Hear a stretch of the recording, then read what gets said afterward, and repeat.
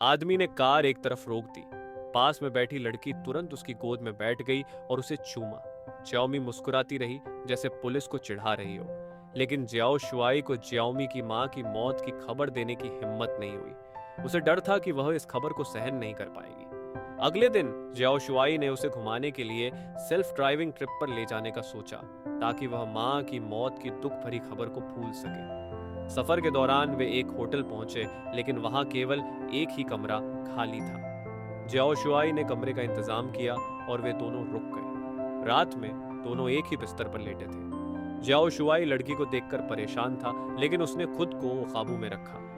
अगली सुबह ज्याओमी ने देखा कि ज्याओ शुआई ने पूरी रात कुछ गलत नहीं किया। वह थोड़ा निराश हुई। सफर के दौरान लड़की बार बार अपनी मां को फोन करने की बात कहती रही।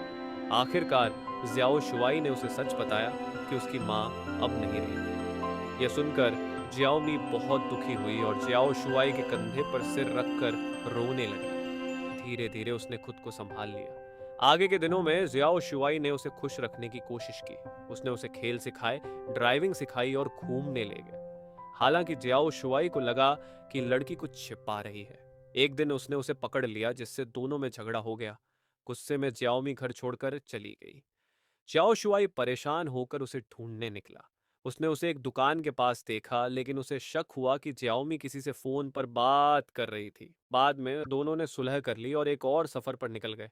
लेकिन जियाओ शुआई को लगने लगा कि कोई उनका पीछा कर रहा है और लड़की का बर्ताव भी अजीब हो गया।